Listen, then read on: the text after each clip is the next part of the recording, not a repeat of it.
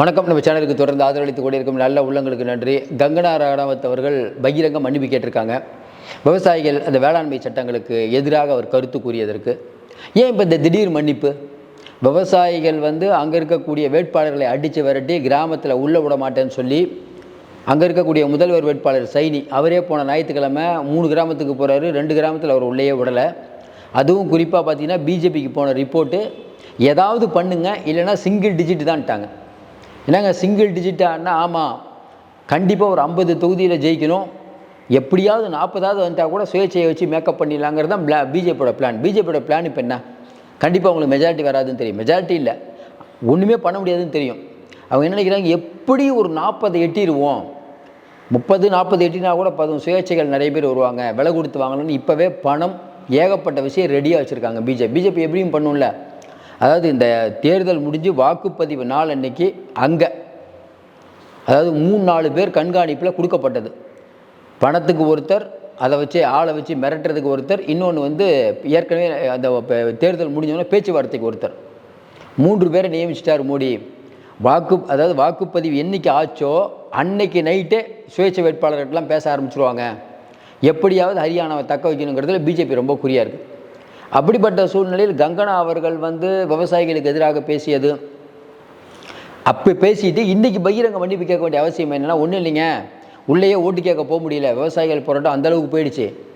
ஜாட் சமூகத்தினர்கிட்ட அமித்ஷா சார்பாக பேச போயிருக்காங்க, உள்ளேயே வராதிங்க, குறைஞ்சபட்சம் கங்கனா மன்னிப்பு கேட்டாலாவது கொஞ்சம் சதவீதம் ஏதாவது ஓட்டு கிடைக்கும், ஓட்டு கிடைக்குங்கிறத தாண்டி பிரச்சாரத்துக்காக உள்ளே போக முடியும். ஏன்னா ஏற்கனவே நம்ம சொல்லிட்டு இருந்தோம், அம்பாலா, இந்த குருச்சேத்ரா, அங்கெல்லாம் ஒன்றுமே பண்ண முடியல. குருச்சேத்ராவில் இது என்ன சிக்கல்? குருச்சேத்ராலன்னா சாவித்திரி ஜெண்டால் நிற்கிறாங்க, அவங்களுக்கு இணையாக செலவு பண்ணுறாரு எங்கள் பிஜேபி சுகாதாரத்துறை அமைச்சர் கமல். ஆனால் என்னென்னா சில இடத்துலலாம் ஓட்டே கேட்க முடியல. ஓட்டு கேட்க போனால் தானே நீங்கள் பண்ண முடியும், ஓட்டே கேட்க முடியல என்ன பண்ணுவீங்க? அதனால் இன்னொன்று, நம்ம பிஜேபி பெரிதும் நம்பிட்டு இருக்கக்கூடிய பஞ்சாப் மக்கள், அவங்ககிட்ட அரவிந்த் கெஜ்ரிவால் வேகமாக போகிறாரு, பகவத் மான் அங்கேயும் இல்லை. அப்போ என்ன பண்ணுவீங்க? அதனால தான் இவ்வளவு நாட்களுக்கு பிறகு கங்கனா மன்னிப்பு கேட்குறாங்க. கங்கனா சொன்னது என்றைக்கு, மன்னிப்பு கேட்குறது என்றைக்கு? இதில் என்னென்ன சொல்கிறாங்கன்னா, ஸ்மிருதி இரானிக்கு டெல்லியில் இருக்கக்கூடிய முதலமைச்சர் போஸ்ட் வேணும்னு கேட்டு அது ஒரு பக்கம் ஓடிட்டு இருக்குது. இப்போ ஸ்மிருதி இரானி என்ன சொல்கிறாங்கன்னா, பாருங்கள், கங்கனா ரனாவத் கட்சிக்கு கட்டுப்பாட்டை மீறி பேசுகிறாங்க, அவங்கள லைட்டாக ஒரு கண்டனத்தோடு நிறுத்திட்டீங்க, மன்னிப்பு கேட்க சொல்லுங்கள் அப்படின்னு அவங்க சொல்லி தான் மன்னிப்பே கேட்குறாங்க. இப்போ அதே மாதிரிலாம் சுஷ்மா ஸ்வராஜ் அவங்க பொண்ணு, அவங்களும் கோபத்தில் இருக்காங்க. அதாவது என்னென்னா, இன்றைக்கி புதுசாக ஒரு கங்கனா ரனாவத் நடிகைங்கிற முறையில் கட்சிக்கு சர்ச்சையான கருத்துக்களை சொல்லிகிட்டு இருக்காங்க.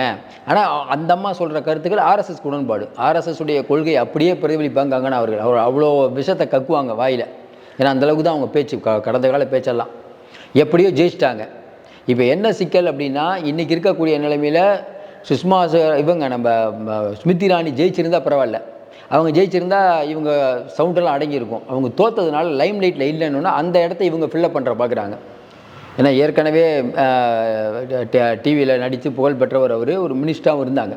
இவங்க இப்போ வந்ததுனால அப்படியே, அதாவது பிஜேபி ஒரு கொள்கை எடுத்து பயப்படுது, விவசாயிகள் போராட்டத்துக்கு பின்வாங்குது. இந்த அம்மா ரைட்டு மறுபடியும் கொண்டு வரணும் அப்படின்னா என்ன அர்த்தத்திலான பேச்சு? அதையும் தாண்டி இப்போ ஹரியானா நடக்கக்கூடிய விஷயம் என்னென்னு கேட்டால், ஒன்றுமே இல்லை. ஹரியானாவில் பிரச்சனை என்னென்னா, விவசாயிகள் போராட்டம் மிக மிக முக்கியமாக கருதப்படுது. அதனால் எல்லா இடத்துல எங்கே போனாலுமே இவர்களுக்கு ஜாட்டின மக்களும் ஓட்டு போட மாட்டுறாங்க, தலித்துக்களும் ஓட்டு போட மாட்டுறாங்க. நிறையா கிராமத்தில் ஓட்டே கேட்க முடியல. அப்போ என்ன ஆகுதுன்னா, மாநிலம் முழுக்க பிஜேபி தோற்று போயிடும் அப்படிங்கிற இமேஜ் இன்றைக்கி பெரும்பாலான மக்கள்கிட்ட வந்துருச்சு. அதுதான் இப்போ பிஜேபி இந்த பயமுக்கு அதுதான் காரணம். இல்லைனா சாதாரணமாக தெரியுமே, இவ்வளோ நாளைக்கு அப்புறம் இன்றைக்கி என்ன பகிரங்கமாக வீடியோ போட்டு மன்னிப்பு? அப்போ மக்கள்கிட்ட ஒரு அந்த கோபத்தை தணிப்பதற்கான வேலையில் பிஜேபி பண்ணுது. தொடர்ந்து நம்ம சொல்கிற மாதிரி இன்றைக்கி இருக்கக்கூடிய நிலைமையில் ஹரியானாவில் பெரிய லெவலில் அடிபட போகிறாங்க. கடைசியாக பிஜேபி ஆர்எஸ்எஸ் கொடுத்த ரிப்போர்ட்டே 22 தொகுதிகளாம், இவ்வளோ தான் பிஜேபி கிடைக்கின்றாங்க. ஏன்னா ஆர்எஸ்எஸ் வேறு உள்ளே களமிறங்கிட்டாங்க. ஆர்எஸ்எஸும் களமிறங்கி பிஜேபியும் களமிறங்கி இவ்வளவு தூரம் பண்ணி கடைசியாக இவரை கூப்பிட்டு மனோகர்லால் கட்டாரை கூப்பிட்டு பேசிட்டாங்களாம், கொஞ்சம் ஏதாவது ஒன்று பண்ணுங்கன்னு. அவரும் இறங்கிட்டாராம், கொஞ்சம் மனஸ்தாபத்தில் இருந்தார் சைனி மேலே, அவரும் இப்போ இறங்கிட்டார். பிஜேபியோட மொத்த டீம் இறங்கிடுச்சு, ஆர்எஸ்எஸ் டீம் இறங்கிடுச்சு. இப்படி இருந்தும் பிஜேபிக்கு சிக்கல் வர்றதுக்கு ஒரே ஒரு காரணம் சமூக வாக்குகள். தலித் இருக்க இடத்துக்கும் போக முடியல, ஜாட்டுக்கும் போக முடியல. ஜாட்டு ஏற்கனவே தீர்மானமே போட்டாங்க, நம்பிக்கையாக இருந்தால் கூட பஞ்சாப் கேரி அந்த பஞ்சாப் சமூக வாக்குகள், அதையும் இப்போ பகவத் மான் கெடுத்துட்டு போயிடுறாரு. அப்போ இவங்களுக்கு ஒரு நம்பிக்கை கொடுக்கக்கூடிய யாருமே இல்லை. சரி, மற்ற ஓபிசியை வாங்கலான்னு பார்த்தா இந்த இடஒதுக்கீடு பிரச்சனையில் ராகுல் காந்தி அதுக்கும் தடை போட்டார். ராகுல் காந்தியோடைய தனிப்பட்ட சமீபத்திய செயல்பாடுகள் இன்னொன்று, இப்போ நாளைக்கோ நாளான்னைக்கோ மறுபடியும் போகிறாங்க பொழுது காங்கிரஸ்லேருந்து முக்கியமான தலைவர்கள்லாம். காங்கிரஸ் ரொம்ப நல்லா தான் பண்ணிட்டு, அதுவும் இல்லாமல் இந்த வியூக வகுப்பாளர் சுனில் நல்லா பண்ணிட்டு இருக்காரு தான் சொல்கிறாங்க. அருமையாகவே பண்ணுறாராம். இன்றைக்கி இருக்கக்கூடிய சூழ்நிலையில் அதாவது என்னென்னா எல்லா கருத்து கணிப்பும் இது வரைக்கும் வந்த எல்லா கருத்து கணிப்புமே காங்கிரஸ் தோக்குன்னு சொல்லலை, நெக் டு நெக் ஃபைட்டு. ஏன்னா வட இந்தியா செய்திகள் சேனல் கூட நெக் டு நெக் ஃபைட்டுன்னு தான் சொல்லுவாங்க. என்ன ஒன்று, போன தடவை 10ல் 5 காங்கிரஸ் ஜெயிச்சது. அந்த 5மே தலித்துகள் அதிகமாக இருக்கக்கூடிய தொகுதி. இந்த குமாரி செல்ஜா அவர்கள் இப்போ ஒன்றும் பிரச்சனை இல்லைன்ட்டாங்க. அவங்களும் இப்போ இறங்கிட்டாங்க, காலத்தில் பிரச்சாரத்தை ஆரம்பிச்சிட்டாங்க. அப்போ பிஜேபிக்கு அந்த ஏரியாவில் வருவதற்கான வாய்ப்பு இல்லை. ஏன்னா ஒரு 3 மாதத்துக்கு முன்னால் நடந்த தேர்தல் அப்படி தோல்வி. எல்லாத்தையும் கூட்டி கழித்து பார்த்தாலே இன்றைக்கி நெக் டு நெக், எம்பி எலெக்ஷனில் வச்சு பார்த்தாலே neck to neck fight. MP எலெக்ஷன்லேயே நெக் டு நெக் ஃபைட்டுனா எம்எல்ஏ எலெக்ஷனில், ஏன்னா எம்எல்ஏ எலெக்ஷனில் சைனியை யாருக்கும் பிடிக்கல, அவருடைய சமூகம் 5% தான். அப்படிப்பட்ட சூழ்நிலையில் இன்றைக்கி சைனிக்கு ஒரு பெரிய ஆபத்து இருக்குது. இன்னொரு பக்கம் ஜேஜேபி மறுபடியும் நம்ம சொல்கிற மாதிரி இன்றைக்கி கங்கனா ரகாவத் அவர்கள் பகிரங்க மன்னிப்பு கேட்டது 1000 விஷயத்தை சொல்லணும். பிஜேபியில் இருக்கக்கூடிய உட்கட்சி பிரச்சனை, ஏன்னா இந்த அளவுக்கு சுமித் இரானி வலியுறுத்தினதுனால தான் அமித்ஷா அவங்க பார்த்ததுக்கப்புறம் தான் இந்த மாதிரி ஒரு அறிக்கை வருது. அவங்க பேசுகிறத பாருங்கள் வீடியோவிலே, நான் என் வார்த்தையை திரும்ப பெற்ற கொள்கிறேன். வார்த்தையை என்ன திரும்ப பெறுறது, என்னுடைய வார்த்தை தப்பாக பேசிட்டா மன்னிச்சுக்குவாங்கன்னு அந்த வார்த்தையை இன்னும் கூட அந்த வார்த்தையை கேட்க மனசு இல்லை பாருங்கள். இதெல்லாம் விவசாயிகள் எப்படி பொறுத்துக்குவாங்கன்னு நினைக்கிறீங்க?